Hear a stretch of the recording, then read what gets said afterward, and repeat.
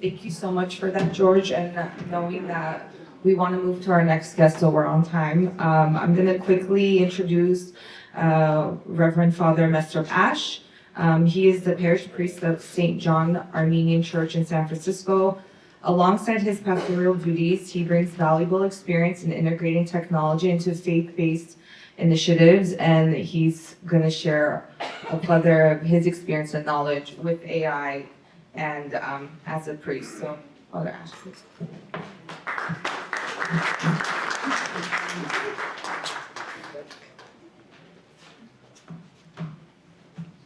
Is that it?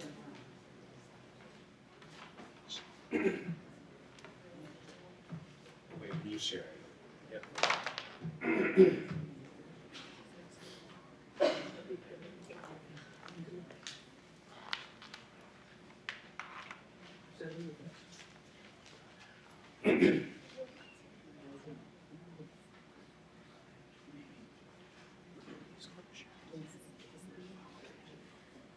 Are we on the screen? Yes. Beautiful. I'm feeling a little naked up here. I don't have a hand crossed in my hand. But this is a secular, I guess, speech. So I'm going to avoid being overly preachy. But it is very hard for us to avoid that sometimes. I want to thank Dan Vosgan for the opportunity to speak with you today. It is my own fault that I am here.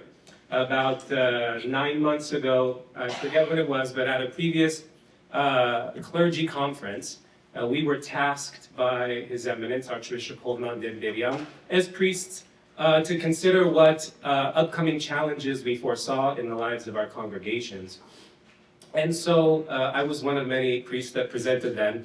And I did mention that the consideration of the impacts of AI was something that we should have a dialogue about within the church. At that time, Dan Vosgan was already planning this conference and knew that the topic would be AI. So after I gave my presentation, he stood up and in front of everybody challenged me to be a presenter here today and to do my own homework, I guess, to answer the questions that I had. And I did, didn't I? And thank you for that opportunity to spend some time in contemplation around these questions that were, of importance to me. Well, I think Dan Vosgan already did a great job of setting the tone for today, and I'm sure there's going to be some overlap in all of our presentations to one degree or another. But as he has said, and as George just said, I think, at least for my part, I'm going to continue the trend of avoiding making black and white statements about the virtue or lack thereof of this technology. And that is something that I've learned in hindsight. I want to share with you a quote. Just as the Holy Spirit is the perfect communion of the triune Godhead, which is in constant communication with itself, so too does humanity have the potential to be in constant communion with itself, thanks to the potential of social media like Twitter. Now, who said that? Somebody that clearly did not understand what social media was. Also, that person was me 15 years ago.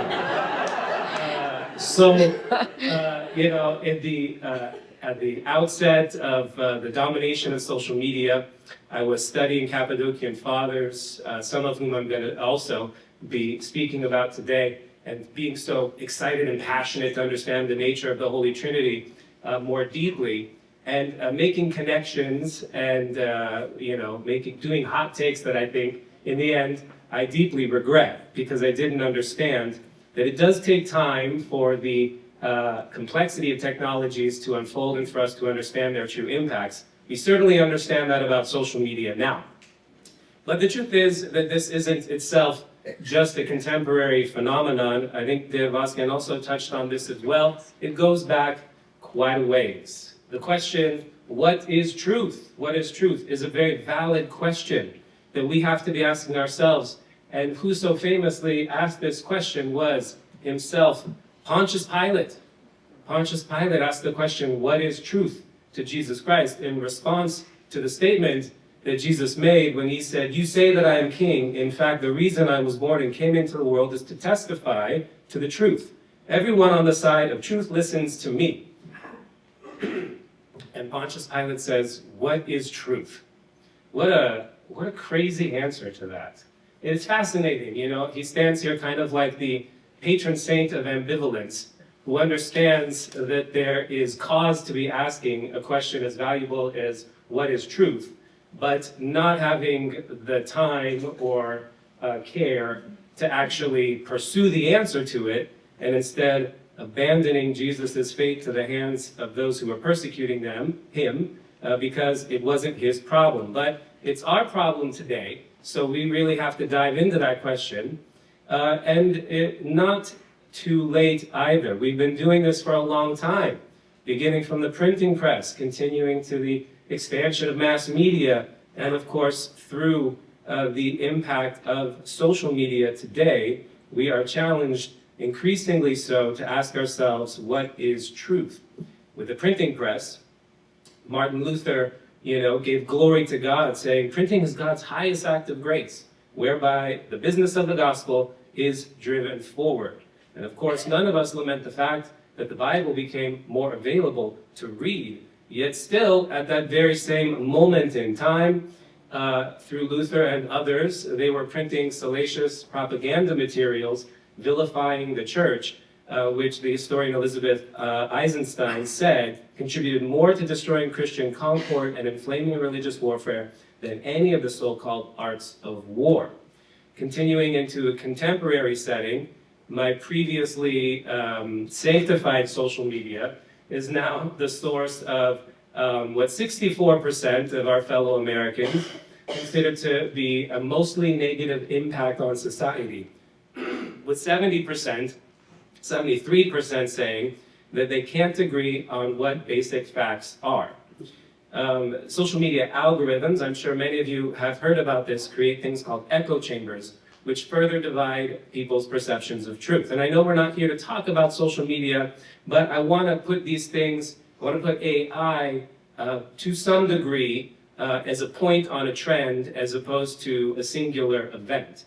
It is part of an ongoing and increasingly complicated struggle to understand what is real and what isn't. And AI is definitely challenging us in this regard. Now I'm going to talk about some of the ways that it does so, and that's not really the point of my talk today, but just to have a solid foundation of the ways that I think it does challenge us. And some of these things have to some degree been addressed directly or indirectly, and maybe more so later on in today's talk. But things like AI-generated hallucinations, affirmation bias in artificial intelligence responses, and a lack of transparency in terms of how those responses are generated are things that contribute to us having a hard time of understanding whether or not what we are learning is true or false. AI hallucinations, if you've heard of them or not before, and I'm going to kind of begin from zero here because I know some of us may be experts in the field and others may be new to this. It is an artificial intelligence system confidently generating false information. It's not doing it with a malicious intent, but it's trying to show you something you want to see, and it just happens to be making it up as it's doing it. It's built in a way where it's kind of unavoidable. For example, a lawyer used ChatGPT to write a court brief. ChatGPT invented fake law cases, and the lawyer unknowingly submitted them. This was covered in the news. 50% of users on the internet, and this is as of a year and a half ago, have encountered false information that has been generated by AI. And the question is whether or not they knew that information was false when they saw it. We cannot say. AI deepfakes are generated images and videos that convincingly depict events and people that never happened. Famously, Pope Francis, wearing a white puffer jacket, spread the internet virally. However, it is not a real picture, and that event and that jacket don't exist. Also, to a somewhat more serious degree, there was a fake surrender video depicting Zelensky surrendering the Ukraine that was seen over 100,000 times before it was determined that it was false. I think this number is also very under-depicted, but there are over 500,000 deepfake videos and audio clips online, according to a 2023 estimate. I'm sure it's a lot more than that now. AI affirmation leads to more echo chambers. AI systems like the generative AI that George was talking about, large language models, tend to produce answers that users prefer to hear rather than the objective truth. And this is a big one for me that causes me a lot of concern. Depending on how a question is asked, and in general accounting for the bias of the data that is being fed into the large language model, you're likely to hear an answer to your question that is what you want to hear. And I think we can all say that that might be problematic. I remember very well seeing a church in San Francisco, driving by, seeing the sign on the church in front of, the sign in front of the church with that movable type on it. And what it said was, "We affirm you, period." And I said, wow, that's awful. Like, we need to be affirmed. The part of us that are good have to be affirmed and upheld. But there are parts of us that definitely should not be affirmed, and that's the Christian journey. That's the part of us that is trying to struggle with our sinful nature, and that part of us needs to not be affirmed, but needs to be lovingly rejected in a faithful community. And AI is absolutely a thing that will affirm you without any sense of conscience about it. Automation bias and selective adherence studies have shown that human decision makers overly rely on AI recommendations or selectively adhere to AI advice that aligns with their own biases, further entrenching them in their existing prejudices. So, if you already have a strongly held opinion, you are going to lose objective perspective if you rely very heavily on the results of AI. And it leads to something, all of these things lead to something that we can call reality fragmentation. The hidden bias problem, which I previously mentioned, and to some degree I think George touched on as well, is that the results of these technologies is going to be biased based on the humans that designed them and the data that was used to train them. And it's impossible to remove those biases. And it's invisible to users in such a way that we don't know that we are being influenced by those biases. It doesn't have to be malicious. It doesn't have to be purposeful. But it's going to inevitably happen if we're going to be consuming these materials that are generated by those products. AI systems often are black boxes. As one MIT technology review, users can't see how the biases shape answers. AI isn't inherently good or bad, just like Pontius Pilate, but the data that powers it can be biased and cause outputs that are toxic or perpetuate discrimination. So, before we move on to the answers to some of these concerns that I'm raising, let's talk about what the impact is on individuals.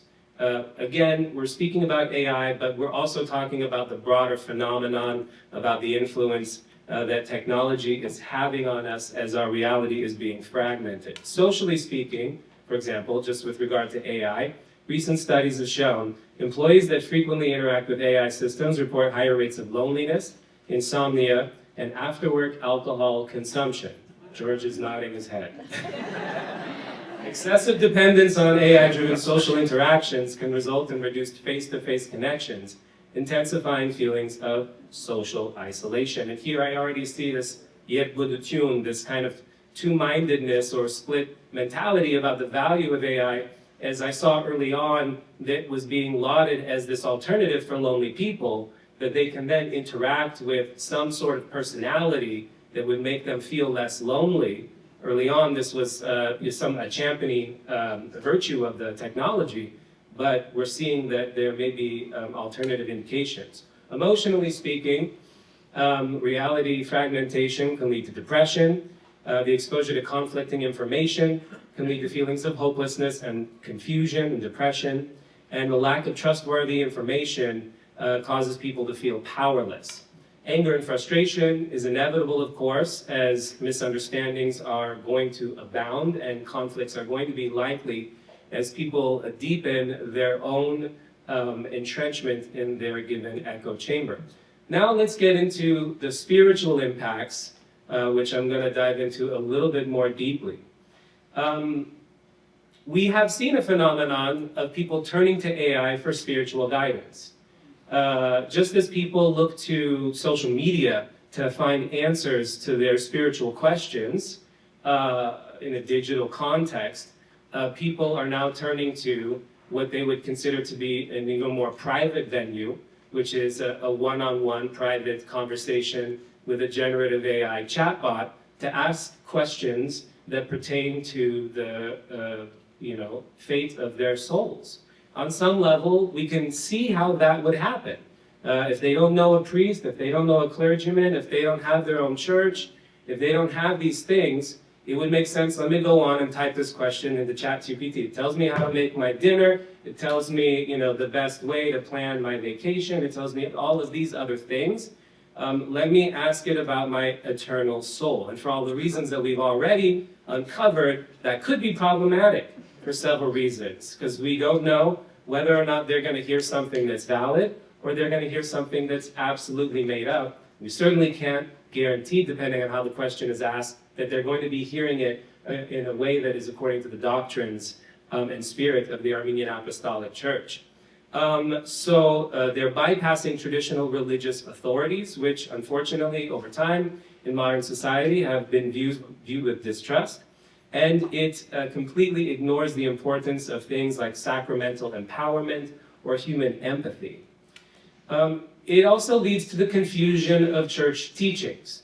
And I don't say this with any condemnation, but even within our own church, I've seen many instances where people are looking for content so they could share it with their groups, whether it be in the form of a Bible study or a lesson plan or something like this, and they turn to ChatGPT and they ask it to generate it for them.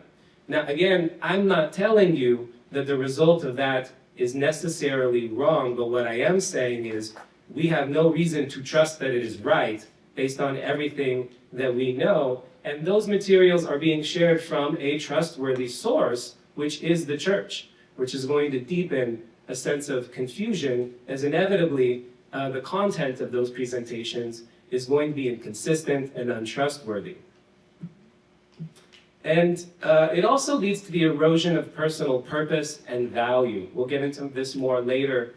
But it is something that devalues human contribution. Very early on in the advent of generative AI in the public sector, we already started to hear about certain sectors of the economy and of the workforce that were going to become completely irrelevant. And to some degree, some of them already have. We've already heard about, just putting politics to one side, a substantial portion of the federal bureaucracy is somehow being phased out in favor of generative AI. And it is a lot cheaper, and it will save us on our taxes. But from a personal perspective, we have to wonder what's the impact on a person when they realize that an algorithm is going to replace what they've been doing their whole life. That causes a person to ask themselves, what am I worth? Why am I here? What was I meant for? These existential questions are going to weigh on people, increasingly so, and it drives us to ask the question of, do they understand the intrinsic value that they have being image bearers of the Lord? And finally, we have challenges in discernment, which relates to what we've already reviewed to some degree.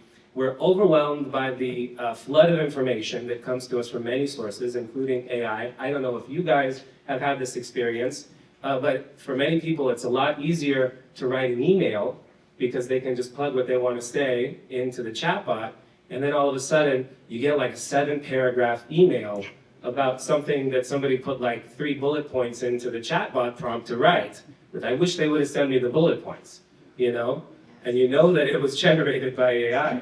But it becomes very difficult to distinguish truth from falsehood, which impacts a person's ability to spiritually grow. And discernment, we're going to learn, is an absolutely key tool for us to be using in this struggle. So let's start talking about the church's role in addressing the challenges that I've raised.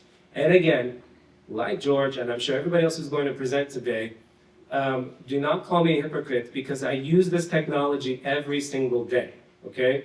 I use it knowingly and purposefully and hopefully knowledgeably and carefully, but I use it every single day. I recently completed a large technical project that if I didn't have these tools would have taken me, instead of a year, probably close to 4 or 5 years, which means it just wouldn't have happened. So the fact that I used these tools made this thing become a reality, and I'm very grateful for that, but it will lead to substantial problems in our communities in the future if it has not already. And so we turn to the rock of our faith, we turn to the unshakable foundation that is our church, which provides us stability and clarity in the midst of uncertainty, and always has. And that begins from the earliest days, from Mesrop Mashtotz's very first translated text from the Bible, from the book of Proverbs, to know wisdom and instruction, to perceive the words of understanding from Proverbs 1:2. And St. Gregory of Nodix, several centuries later, spoke also to the need for us to see clearly in one of his prayers when he said, "Clear my mind of the fog of forgetfulness, dispelling the darkness of sin, that I might rise above this earthly life through wisdom." To perceive is very essential in the struggle. We need to learn how to perceive, whether it's within the context of AI or beyond. And for us to understand how our faith can help us clear the fog of our mind and to perceive with clarity is a very powerful tool that is offered by the Armenian Orthodox Church. And that tool is named discernment. It's a very specific thing which we learn about in the Bible and which our church fathers speak about extensively. Discernment is essential for navigating uncertainty and helps us to recognize truth from deception. We encounter it in many places in the Bible, but I'm going to share with you 3 passages from the epistles. From Hebrews 5, solid food is for the mature, who through practice have their senses trained to discern good and evil. We'll talk about the food if we need to later, but anyway, the important thing is that St. Paul in that passage is presenting the ability to discern good and evil as a sign of someone who is spiritually mature. 1 Thessalonians says, "Test all things, hold fast to what is good." And in 1 Corinthians chapter 2, verses 14 through 15, "Those who are unspiritual do not receive the gifts of God's Spirit, for they are foolish to them, and they are unable to understand them because they are spiritually discerned. Those who are spiritual discern all things." What we access through the church is a spiritual life, a lifestyle that helps us cultivate the gifts of the Spirit. One of them, importantly, is discernment itself. I'm going to speak to you more about discernment from the church fathers. And we have 2 fathers that I think really help us to understand it in a much more deeper and nuanced way. Because when we speak about discernment, you know, it is an actual sense. It is a skill that a person has. They develop it practically, and they develop it as they cultivate their soul. St. John Climacus, who lived in the 6th century, not formally recognized as the saint of the Armenian Apostolic Church, is still somebody who has undeniable wisdom to share with us in general, and particularly on this topic. In his work called The Ladder of Divine Ascent, thank you very much, on the 26th rung of the ladder, if I'm not mistaken, he says this: discernment has 3 levels. For beginners, discernment means understanding themselves, true knowledge of themselves. This itself is a task that would last, for most of us, a lifetime. Yet for those who are intermediate souls, he says, discernment is a spiritual sense that faultlessly distinguishes what is truly good from what is of nature. And in that sense, I think he means to communicate what is corrupted.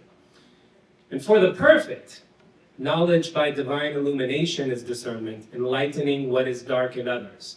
And here he speaks to a state of a discernment which is so great that it is a discernment which can be distributed to those who encounter the one who has reached this level. Who has discernment? According to St. John Climacus, those who are pure in heart, those who are pure in body, and those who are pure in speech. And how do they acquire it? Firstly, as he says, it begins with self-knowledge, understanding yourself objectively. And from a Christian worldview, that means understanding our imperfections deeply. There's this thing which I've been thinking about recently, which is called the Dunning-Kruger effect. Some of you might have heard of this, but it's a theorem that says, or I guess like a statement which says that people who know less about a subject, the less that a person knows about a subject, the more they think they are good at it. Okay? You have to know something about something to understand that you don't understand it. Okay? And the problem is, for most of us in many domains of our life, we don't know enough about that domain to understand what we don't know. And so we think we're doing okay. And in spiritual matters, that's doubly so. And unfortunately, the general state of affairs is we understand ourselves and our spirit so little that we often don't understand the degree in which we are lacking. And so we don't think that it requires the cultivation and attention and effort on our part that it does. So the first step is understanding yourself. The second step is obedience and humility. From humility and meekness comes discernment. We do not know everything. Prayer and fasting, spiritual, rigorous discipline is also essential to cultivate discernment. And lastly, seeking spiritual guidance and being in consultation with a spiritual elder. And for those of you who are in this room that are in the life of the church, I pray that you have somebody like that. But as we spoke about at the outset of this presentation, the reality of it is people are turning to these tools because they don't have spiritual leaders in their life who they are consulting about their challenges.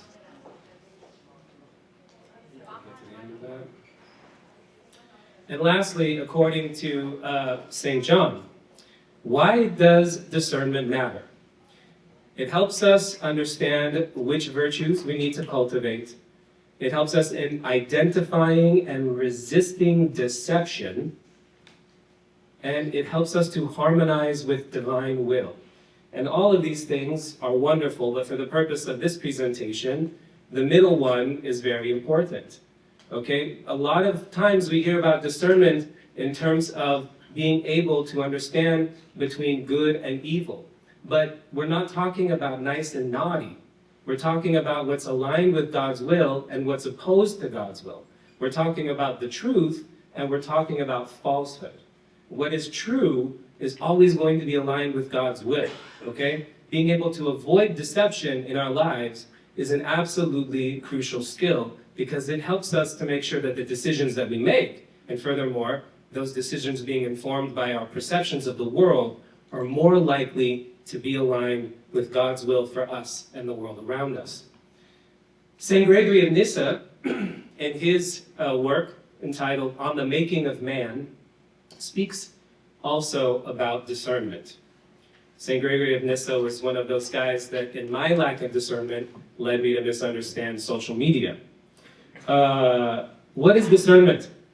The ability to distinguish between good and evil, as we already said. It's the mark of spiritual maturity, as we learned about from St. Paul. And it's achieved through exercising the senses and belongs specifically to the spiritual person. These things are aligned both with the New Testament and also other works of the Church Fathers. They're all very consistent about that. I'm going to speak more about the exercise senses in a moment. What that means is that we have to train ourselves to practice discernment.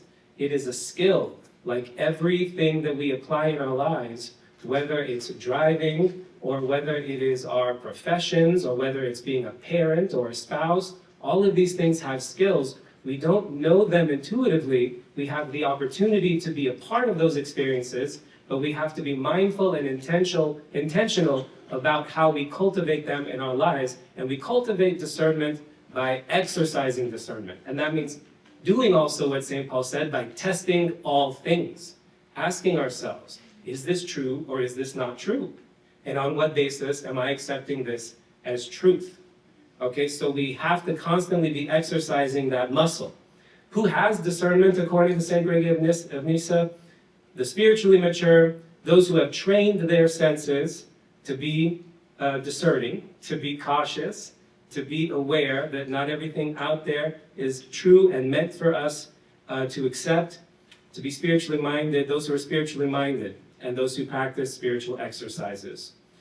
And how do we get it?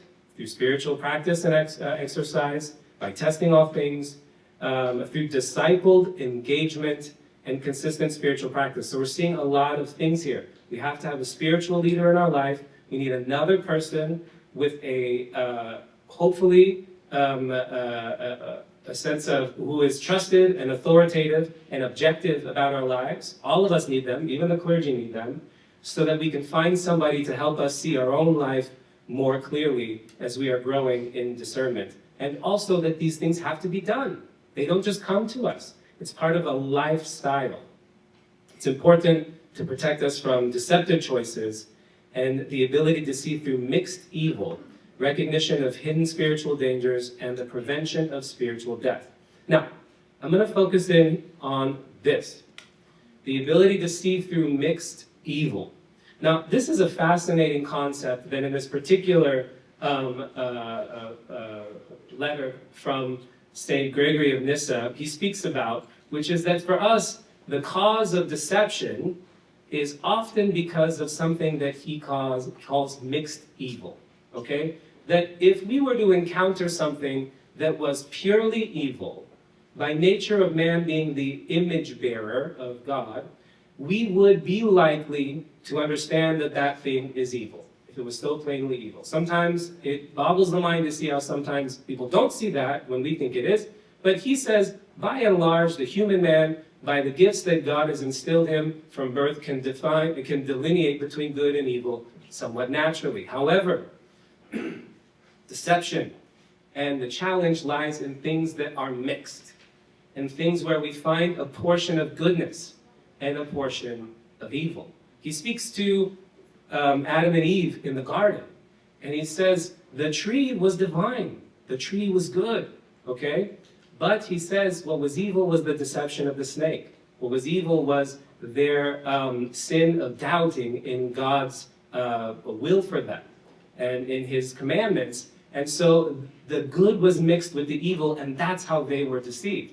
And that's what we're challenged with right now. We're talking about how great AI can be. It's allowing me to do things I could never do before. It's allowing society to achieve things that it, and will more so in the future, achieve things that were never possible without it. But it's mixed. It's not all good. In there is also evil, and being able to discern between those two things has been and continues to be one of the most important things that we should do as Christians for the sake of our own souls, and also to align ourselves in society with God's will. Without discernment, humans easily fall into error and lose sight in their true identity in God's image. Thus, discernment helps restore and preserve humanity's authentic condition as intended by God. So we're going to exercise discernment right now. To give you guys an example of what I'm talking about, I actually just read this article yesterday. A theoretical physicist named Avi Loeb said, "We are just in the infancy of this era, the AI era. It will be essential for us as species to maintain superiority, but it will illustrate to us that we are not the pinnacle of creation." And what he's speaking about is, or responding to, a recent innovation that took place as an AI model was able to generate a silicon chip that was, I guess, something that was inconceivable to scientists and would have been impossible without its involvement. And so he says this is the beginning of this. we're going to see more and more of this. And these products must indicate to us that we are not the pinnacle of creation. However, it's important for our survival that we remain superior. And practicing discernment with regard to that statement, I have to acknowledge that I'm feeling tempted to accept that that is scary. It is scary that there is something that we created that we don't understand, that is creating things that will become absolutely essential to our way of life eventually. And that will be unavoidable. We may say we don't need that silicon chip, but when it designs that replacement organ that your loved one needs or something else, we're going to say, sign me up. That's going to happen. However, we have to do what we can to identify the mixed evil, to practice discernment here, and to separate the good from the evil in the statement. And that's that there is no replacing human beings as the pinnacle of creation, because that rejects the idea that we are bearers of the image of God. Being created in God's image, the apex of our purpose is not to constantly advance, but it is to attain sufficient wisdom to understand that Christ is the truth. That thing that Pontius Pilate was not able to understand himself. Okay? Knowing that we are not defined as valuable or important because we can make a better computer chip than a computer program can, but instead we are valuable and important because we were created in the image of God, is an absolutely core truth that we have to embrace as a people and rely on, because it is going to challenge our sense of value and also the way people will value other people going forward. Some things for consideration in the life of the church along these lines are strengthening the bond of trust between our people and their pastors so that they feel comfortable approaching them with their struggles and their questions, as opposed to speaking to an anonymous chatbot. Conveying the relevance of church teachings, meaning conveying how important church teachings are, not just as a tradition, but as vital tools for contemporary life, and revitalizing spiritual practices such as regular fasting, prayerful meditation, and rigorous spiritual coaching. In conclusion, identity is sustained by discernment, and it must be grounded in humility, truth, and a meaningful relationship with God, sustained through community support, sacred tradition, and authentic spiritual practice. It is absolutely essential for navigating in a truth-disrupted world. Thank you very much.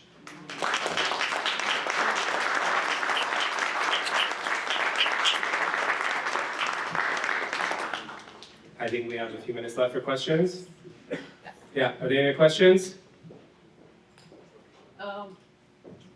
When we talk about the AI, just to give you a very quick background, we have 2 Bible study groups that I do every week, and at the end of the Bible study session, we take prayer requests, and throughout the week we have our alarm set at 3:16 p.m. for John 3:16, and all of us pray together whatever prayer requests. But lately, I've been giving the prayer request to ChatGPT, or the version of it called Bible Chat, and it creates this beautiful prayer starting with Heavenly Father, giving us examples from this book of the Bible, this verse, this chapter says this, for, let's say, praying for someone's healing. So I've been talking about this. The subject came up we were having a family gathering, and my sons were like, "Mom, that's not right. This is not you guys praying. This is you're giving this to the AI, the robot, the chatbot, to create a prayer for you." It kind of gives it, but it's so beautiful. And yeah, it's a mixed thing, right? It's mixed. I checked the Bible verses. Yeah. And so what I would say is this. It's not inherently wrong, the approach that you're taking, in as much as using it as a drafting tool, I think, is a good starting place if somebody doesn't have any other way to go about it. However, the editing process is essential, but furthermore, like my general concern is two things. One is, in my experience with groups that I've worked with, I always make it clear that if materials are generated like that, I want to review it, okay? So that I can just be careful that there's nothing in there that is problematic. Like I said, we don't know that there's anything problematic in those prayers. Likely that there isn't, but we also don't know that there, is. So it's for the sake of confidence. I always say, please share that stuff with me so I can review it and make sure that it's aligned with our teachings. So having another person, I think, and if you have a spiritual leader available to you to be able to be a second set of eyes is essential. I think the other aspect of it that I would say you should consider is echoing what George was saying earlier about the creative process is we have to make sure that that muscle that we have, it doesn't atrophy through lack of use. And discernment is a thing that we have to practice in order for it to become stronger. And discernment itself also comes to reality when we use it to understand how to speak to God. Our heart is discerning as we're praying to Him in private or in group. And prayer is an excellent way to practice discernment on a daily basis. And while, I say like, there may be days when we feel weak and we just can't get there and we need a helping hand, that's okay. But in the end, in the long run, it's more beneficial for us to exercise that muscle. And in doing so, being sure not only that we're cultivating those spiritual gifts, but also feeling like the authentic expression that God can give us when we pray from the heart, even if it's not pretty. Yeah. There's application. Oh, I'm sorry. We have to repeat questions. To sum up the question which I answered, one of our participants here was sharing that in order to help support their prayer group's activities, they take their prayer requests and put them in a chat prompt to help them summarize them and formulate them in a prayer format. Another question? Okay, so responding to the previous lady, I have an app I can put on my iPhone. It's called Bible Hub. Bible Hub. So far as I know, it's not AI. But if you want to have like a reference with Jesus quoted the Old Testament, you can go there and it will provide you a link to where he was quoting from the Old Testament and things like that. Not generated by AI, but well, it's a tool. It's another tool to be used. And I think, even before AI was an issue, this is a worthwhile conversation to have is what constitutes trustworthy sources of information about our spiritual life. Bibles are a whole thing. And there are many different translations of Bibles, some more trustworthy than others. Bible commentary is to itself a whole other conversation. When you use a Bible app that clicks through to a commentary, do you know where that's coming from?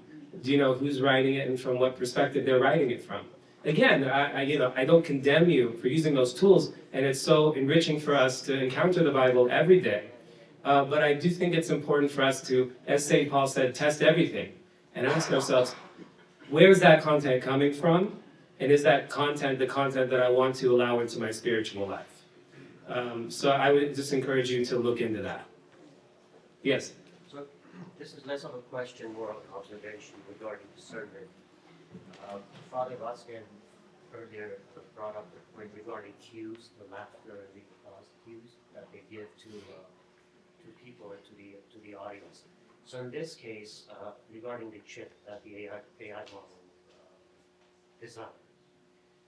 Now, I don't know about that study, that specific case, but for all we know, that may have been the 2 millionth try that the person went through until a human was able to analyze it and realize that it's a functional chip. So that might very well be, little cues that they're planting, the mixed evil we're talking about, to get us to actually start entrusting or seeing AI as something superior, more superior than us. Whereas, again, for all we know, that AI model may have been working on that design for months, many iterations. Let me sum up the previous question and then your question, because I did it. The question was, not turning to AI for a source of information, but to like a Bible study app? And is that better as a source of inspiration or whatever? And I said, let's also exercise discernment there. And there was a comment from the floor just now as to whether or not, for example, the chip and the way it was presented are cues for us to become more accepting of innovations in the AI field. And I guess my answer to you would be, I don't know, and we don't know. And always be practicing discernment to understand what matters even, and what is true. I was reminded by a quote when Vazgen was talking earlier about media and the source of truth, and it was a comment that somebody said that the truth is the real news is the thing they won't let you report on, and everything else is an advertisement. So, so maybe, I don't know. Maybe. Okay, any other questions? Do you think, getting to the, what fathers wrote, what the church fathers wrote, like when Lady mentioned the healing prayers, for example, and requesting what the fathers wrote for healing prayers, for example, that would help to kind of discern it better, and how much it's going to be accurate, and how to check it. Maybe we can request the pages and where it's written and go back there and check it that way. I think that would bring more into the discernment what would be right and what would be wrong. Yeah, there was a comment from one of our participants of using the prayers of the church fathers as a source of inspiration as we're praying, and would that be better in terms of finding something that was more trustworthy? Did I understand your question right? Yeah, absolutely. That's why we have them. We don't have them because we don't like to let people pray their own prayers. You know, they're not there to trap you into saying what St. Gregory of Nazianzus said 1,000 years ago, but they're there because by virtue of Holy Tradition and the revelation of the Holy Spirit, we consider these things to be concrete and trustworthy beyond doubt. So there's no safer place to turn for inspiration in prayer than those things. So yeah, to juxtapose the two sources, you know, one would be, you know, am I going to that McDonald's where I found a rat in the burger? And the other one would be mom's cooking. You can't go wrong over here. This one, I don't know. All right. Well, thank you all very much. God bless all of you. Having a reflection, remember your inherent value as an image bearer of God, irreplaceable by technology.